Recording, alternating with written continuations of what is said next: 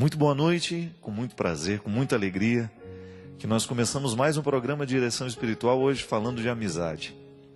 Sabe, minha gente, eu tenho cada vez mais uma convicção que a grande força de Jesus, com seus amigos sobretudo, porque a grande comunidade cristã que somos hoje, teve início num grupo de amigos. Alguém soube ser amigo. Alguém soube emprestar o coração, alguém soube emprestar o ouvido, o braço, o colo. Alguém soube emprestar o olhar, porque bons amigos são aqueles que se emprestam no momento da necessidade. É tão bonito a gente compreender que a amizade consiste em nós sermos para o outro aquilo que ele não tem naquele momento. Então, às vezes, o outro não tem a capacidade de compreender o que está acontecendo. Eu fico do lado, quem sabe ajudo a lançar luzes sobre uma realidade que ele não sabia viver sozinho, e na nossa companhia as coisas se desenrolam melhor. A grande comunidade cristã que nós somos, nasceu na capacidade humana que Jesus tinha de aglutinar as pessoas, de estabelecer vínculo. Tenho essa convicção, que antes de Jesus se mostrar Deus, antes de Jesus mostrar o seu lado divino, o que ele verdadeiramente revelou e foi causa de cativar os outros, era a sua verdadeira humanidade. Um ser humano que deu certo, um ser humano que foi equilibrado, um ser humano que buscou ser o melhor possível. Nisso já agia a graça de Deus, é claro. Mas ali existe todo o processo formativo de Jesus. A psicologia que Nossa Senhora certamente aplicou com ele, a sabedoria de José ao transformar esse homem num homem de caráter, a influência que ele recebeu da família. Jesus era um ser humano inesquecível. Antes de se mostrar Deus, antes de ser aquele homem que fazia milagres, que era capaz de realizar coisas estrondosas, maravilhosas, Jesus sabia ser gente. É o que fazia com que as pessoas andassem atrás dele. A palavra de Jesus era uma palavra que estabelecia vínculo. Era uma palavra que aproximava, não era uma palavra que afastava. Se você vai na Sagrada Escritura, e se você começa a pesquisar essa humanidade de Jesus, se você começa a ler as passagens que revela Jesus com seus amigos, Jesus nas festas, Jesus convivendo, você vai encontrar um ser humano inesquecível. E o bonito de tudo isso, minha gente, é que nós, como grande comunidade cristã, nós somos convidados a ser Jesus de novo. Toda a dimensão divina está a nosso favor, porque nós somos filhos da graça. A graça de Deus não deixa de agir em nós. Mas aí entra a responsabilidade humana no acolhimento dessa graça, quando nós olhamos para o humano que está em Jesus. Queremos ser como Ele. Não somos anjos, somos humanos, eu, você, marcados por limites, por incompreensões, por dificuldades. Erramos, acertamos, mas não perdemos de vista o referencial que nós queremos nos tornar. E é bonito quando a gente descobre que ao ser amigo de alguém, que ao ser marido, que ao ser irmão, que ao ser filho, nós estamos também buscando o modelo de Jesus para a nossa vida. E que no momento que a gente precisa, é bom a gente encontrar alguém que tem raiz, como diz a música. Jesus conseguia ser isso, né? Podava o que havia de ruim nas pessoas, não deixava crescer. Como? Através da palavra dele. Jesus era um amigo que estava o tempo todo comprometido com as pessoas que ele amava. Ele não permitia que crescesse dentro do coração que ele amava alguma coisa que pudesse ser ruim. E é bom quando nós temos alguém na vida que cumpre esse papel também.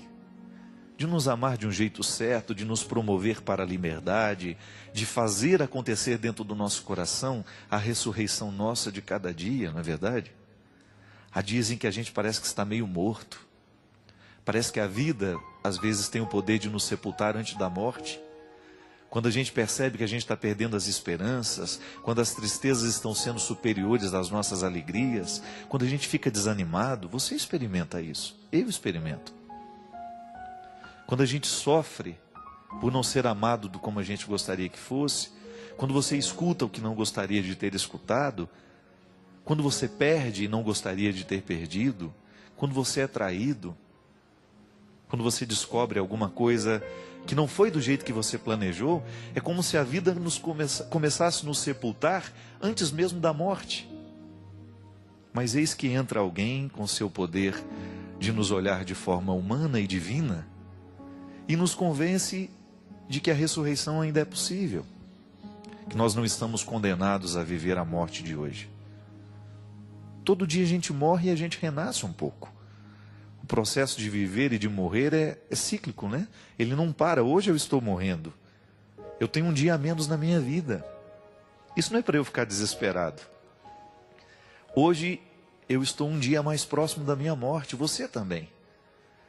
Mas ao pensar nesta possibilidade, nesta realidade, não é uma possibilidade, é uma realidade. Querendo você ou não, hoje você está um dia mais próximo do seu destino final. Isso não é para nos encher de desespero, mas é para, quem sabe, a gente pensar na qualidade que nós queremos dar aos dias que nos restam. Não é assim? É o que Jesus fazia. A mudança que acontecia na vida das pessoas é porque Jesus abriu os olhos delas para esta realidade, mas sem desespero. O diabo gosta de nos colocar no desespero. Deus gosta de nos colocar na esperança. Há duas formas de interpretar este tempo que nos resta. Ou eu vou viver amargurado com aquilo que eu não vivi, com aquilo que eu não fiz, ou eu vou olhar para o tempo que me resta com o desejo de refazer o que precisa ser refeito, administrar o que precisa ser administrado e correr atrás do tempo perdido. Eu tive a graça de receber na minha casa essa semana o Guilherme, um amigo que a vida me deu a oportunidade de fazer. Ele já me conhecia e eu não. E eu tive a graça de ter o Guilherme. E eu achei interessante o quanto que na vida do Guilherme, Deus me utilizou como sendo um sinal. Um rapaz jovem, cheio de vida, diferente, não é comum, não é? Não é aquele rapaz que eu costumo ver na fila da minha igreja, não. Diferente. Mas nele uma experiência de Deus humana. Muito bonito de identificar isso nele. E eu, conversando com ele ontem, ele me dizia assim: padre, uma das coisas que mais marcou de tudo aquilo que o senhor dizia é quando o senhor falou do sucesso. O senhor disse que fazer sucesso é ser feliz. Que o seu pai nunca apareceu em grandes noticiários, ele nunca foi noticiado, ele nunca apareceu na televisão, mas que o seu pai era um homem de sucesso porque ele buscava a felicidade todo dia na simplicidade dele. E é verdade, minha gente. E às vezes, da mesma forma como Deus entrou na vida do Guilherme através da minha palavra, você também tem o poder de entrar na minha vida através de uma palavra que você me diz. Essa semana eu recebi um e-mail de uma senhora que falou tanto ao meu coração. Ela fazia um comentário de uma realidade que aconteceu essa semana e que me tocava profundamente, sabe, para abrir os meus olhos de uma maneira simples, bonita e direta para alguma coisa que Deus queria me dizer, que me disse através dela. E é interessante que quando a gente termina de ler um e-mail como esse, a gente sente vontade de dizer: palavra da salvação. Não é verdade? Qual é a palavra que nos salva? É aquela que nos encontra na hora certa. A palavra que tem o poder de salvar é aquela palavra que nos encontra no momento certo. Quantas vezes você leu aquela mesma passagem da Escritura e ela não disse nada para você, mas de repente você lê e aquela palavra te salva naquela hora? Por quê? Porque era a hora certa de ler. É como você dizer alguma coisa para o seu filho na hora errada. Não adianta. Na hora que está todo mundo gritando, que está todo mundo nervoso, a palavra nunca vai ser poderosa a ponto de salvar. Mas na hora da calma, na hora em que a confusão terminou, a gente tem o poder de salvar o outro com a nossa palavra. Eu perdoo você. Quantas vezes essa palavra, ela é salvação na vida do outro? Eu entendo o que você está sentindo, isso salva. Quantas vezes no momento do nosso desespero, minha gente, a gente só quer isso. Alguém que olhe para a gente e fala: eu entendo o que você está sentindo. E mesmo que eu não consiga dizer absolutamente nada sobre o que você sente, hoje eu empresto a minha presença. Eu serei com você. Isso é palavra da salvação. É Deus sendo humano em nós através do outro. É o processo que nos ensina e que faz atualizar na Galileia dos nossos dias o mesmo que aconteceu naquele tempo, quando Jesus tinha a coragem de olhar para os miseráveis do seu tempo, para aqueles que necessitavam, e dizer para eles essa palavra de salvação, que a igreja continua pronunciando, dizendo em cima de todos os telhados, para que ninguém deixe de ouvir, porque nós acreditamos no que anunciamos, e nós queremos que aquilo que nós anunciamos seja a palavra de salvação na hora certa, no momento certo, na vida de tantas pessoas.